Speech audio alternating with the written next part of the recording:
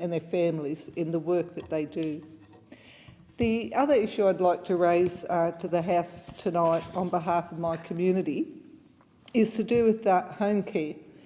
Acting Speaker, many, I'm sure, colleagues across all sides of the chamber would be having significant numbers of representations into their office about issues with significant delays around the allocation of home care packages.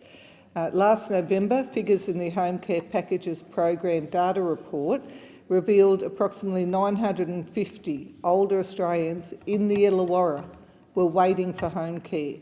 And that included 321 patients who are requiring high care or level 4 packages.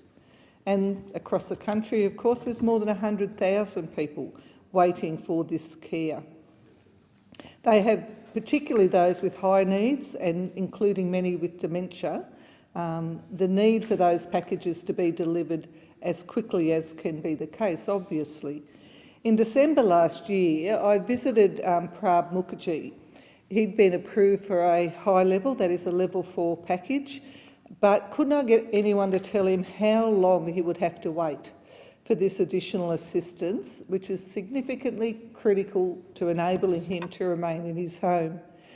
Prab has suffered 2 strokes and has numerous other medical problems. His mobility is very limited. He has no family living close by, and so he's been forced to pay for transport to shopping and doctor's appointments, just as an example, from his disability pension, and not surprisingly, he's finding this to be a struggle. I wrote to the Minister for Aged Care 2 months ago, and I'm still awaiting a response regarding Prab's upgrade for his package. I have to report to the House today, my office contacted the Parliamentary Liaison Hotline to see if there was any progress, and I was very disappointed that they refused to discuss the matter with my staff, saying that they had to get a verbal approval from Prab over the phone to be able to discuss a constituents case with their local member. This is a very frustrating thing. I'm sure members across the House have come across this on occasion. I wrote to the Minister on behalf of 2 other constituents who'd contacted my office in relation to home care package problems. I was just as disappointed to receive a response from the Minister, which provided me with a list of phone numbers that the constituents could ring. Well, as many would appreciate, and I'm sure the Minister himself has had this in his electorate office, people come to you when they've tried all those standard departmental phone lines. They're coming to you because they're frustrated and they have a problem they can't progress. So I didn't think it was particularly helpful not to include the numbers. I think that was fair enough because quite often ministers do that. But usually they also outline where the policy issue's at and what that particular constituent's case could either be resolved or some direct line to get some assistance, not just the general phone-in lines.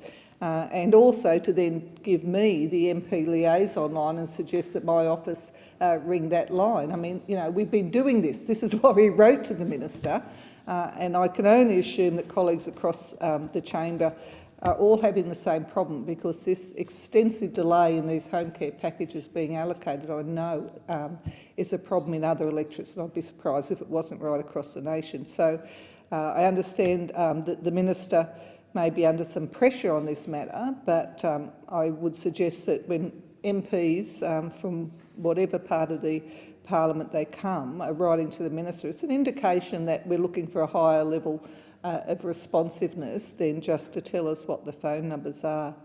It was quite disappointing. People are suffering while they wait. Families are suffering and stressed, worried about their loved ones who need these home care packages. I've talked to families whose the family carers had to give up work because of their caring responsibility to their relative that they may not have had to do if the higher care package was delivered and enabled that support to happen in the home. And I'm aware that the Minister has indicated that he's become aware of the pressing problem. In February this year he said he hadn't been aware of how many people were waiting for care.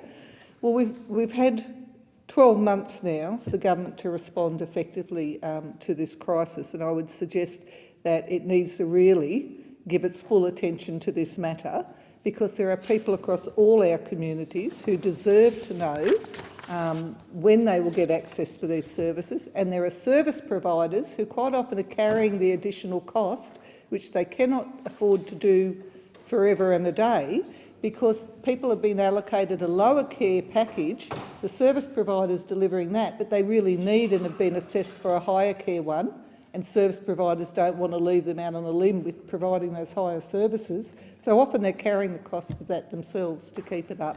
This is happening in all our communities. It's urgent, and the government must give urgent attention to this matter.